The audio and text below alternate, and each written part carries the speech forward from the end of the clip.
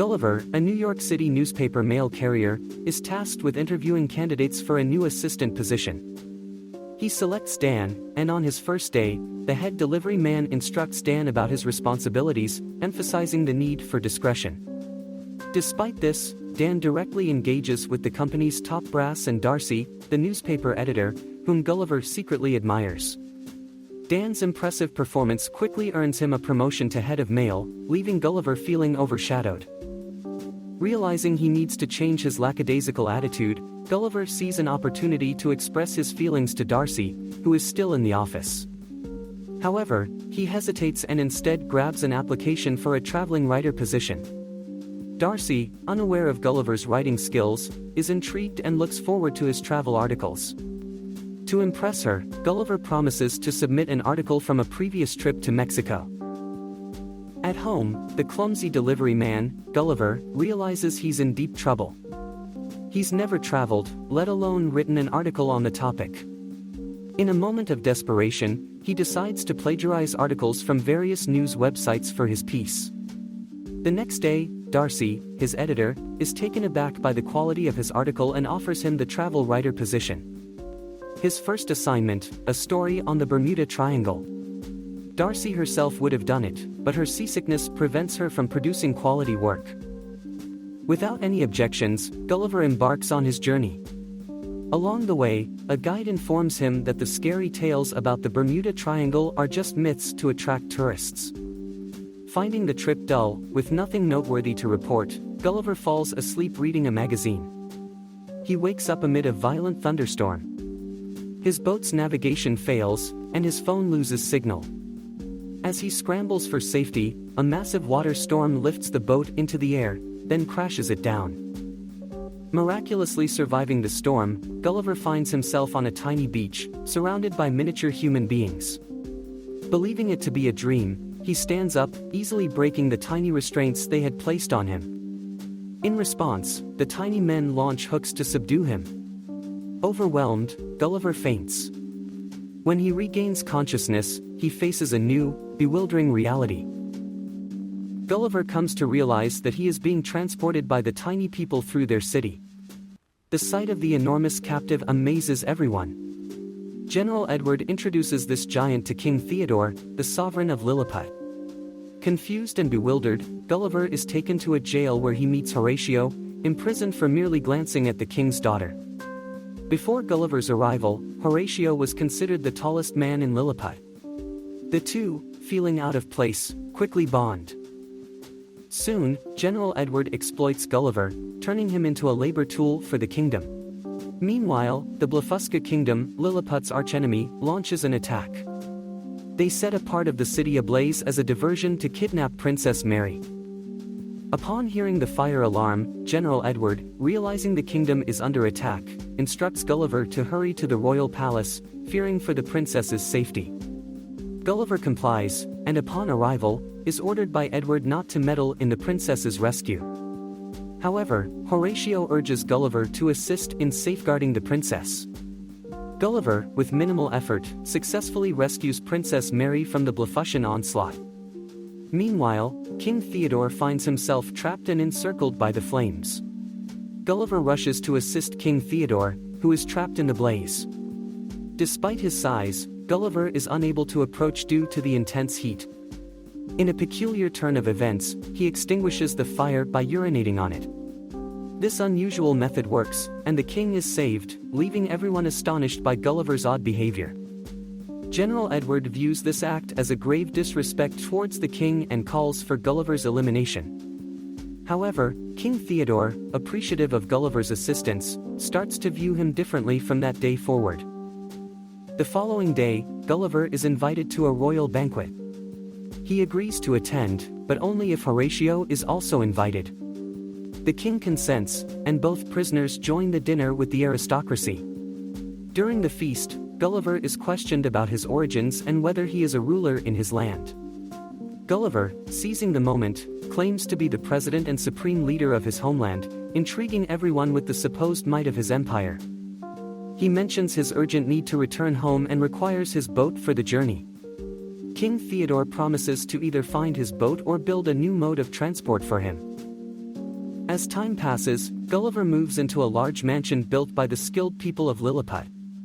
The adventurer, Gulliver, begins to cast himself as the main character in popular films like Star Wars and Titanic, telling the Lilliputians that he perished on the famous ship but miraculously returned to life days later.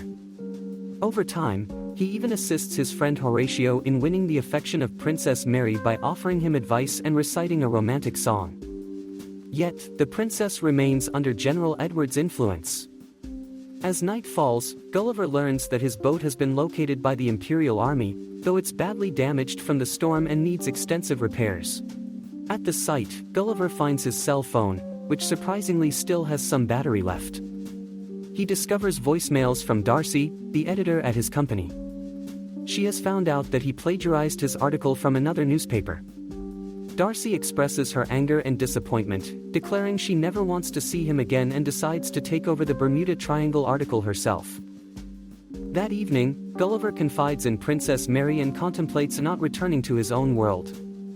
He feels respected and admired in Lilliput, and without Darcy's forgiveness, he sees no reason to return since she was his motivation for starting the journey.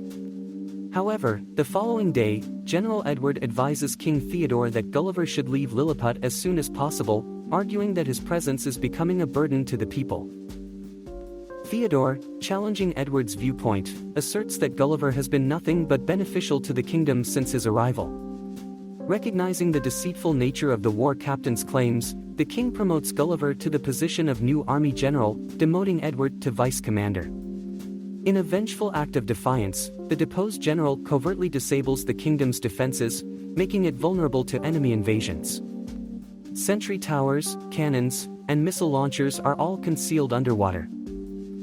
Facing this new threat, Gulliver is tasked with defending Lilliput once more. He wades into the ocean towards the enemy fleet, urging the Blefuscu forces to avoid combat and retreat peacefully. However, when his attempts at deception and negotiation fail, the enemy launches a barrage of cannon fire at him. Remarkably, the cannonballs bounce off Gulliver, wreaking havoc on the attacking ships and leading to a chaotic defeat for the Blefuscu forces. He captures the enemy vessels, bringing them to Lilliput to imprison the Blefuscu soldiers. As days pass, the kingdom enters an era of peace, with no concerns for war. Influenced by Gulliver's ideas, the architectural landscape begins to evolve.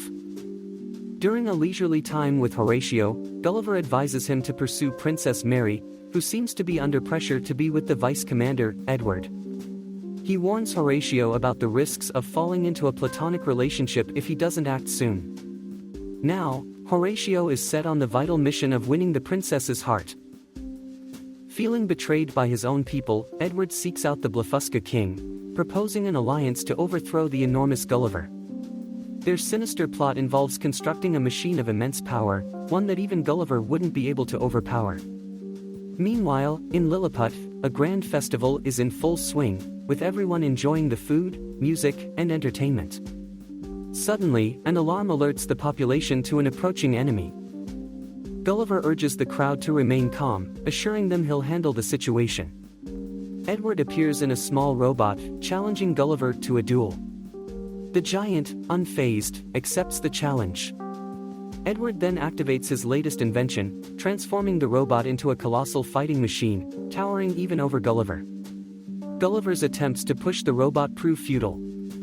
Edward manipulates the machine to lift Gulliver by his undergarments, embarrassing him in front of everyone. Despite this, the crowd still believes in Gulliver and cheers him on. Confronted by his failure, Gulliver confesses to the people that his grand stories were mere fabrications. Admitting defeat, he watches as Lilliput falls under enemy control. Bound, Gulliver is sent off to a secluded, feared island.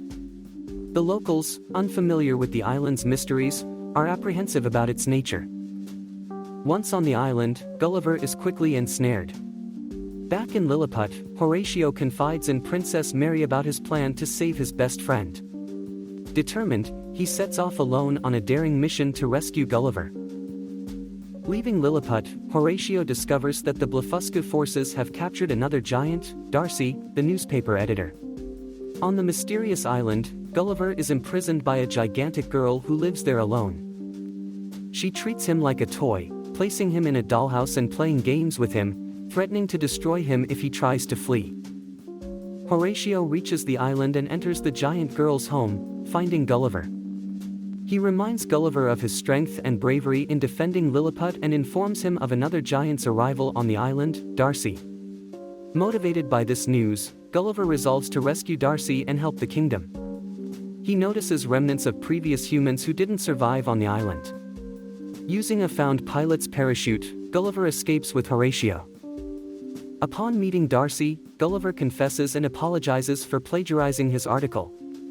Darcy realizes Gulliver's long-standing affection for her. Additionally, Gulliver liberates King Theodore and requests to become the royal guardian again. Theodore agrees, giving Gulliver another chance. A new battle looms, pitting the giant of Lilliput against the Blefusca robot. Gulliver declares that if he triumphs in the battle, it will end the wars and conflicts between the two nations. Conversely, Edward vows that if he emerges victorious, he will obliterate Lilliput and crown himself king. Edward has upgraded his robot with an electric generator, capable of unleashing potent shocks. Gulliver is immobilized by a severe electric shock. Horatio, determined to aid his friend, charges into the fray on horseback. He infiltrates the robot's system, engaging in a direct confrontation with Edward. While Gulliver endures multiple assaults, Horatio's intervention creates an opening. He successfully destroys the robot's electric generator, neutralizing Edward's upper hand. Seizing this chance, Gulliver damages the robot, striking it repeatedly with a steel statue. A final, forceful blow disables the machine, ending the conflict. Lilliput erupts in celebration over their hard-fought victory. Horatio, with King Theodore's blessing, wins Princess Mary's heart, allowing them to unite. However, Edward disrupts the festivities, attempting to kidnap the princess again. His plan fails when she decisively knocks him out. Gulliver, reconciling with his beloved, explains to the rulers of both kingdoms the futility of war, highlighting its only outcomes are loss and suffering. The leaders consent, ending the long-standing conflict and uniting the two nations into a single, powerful community.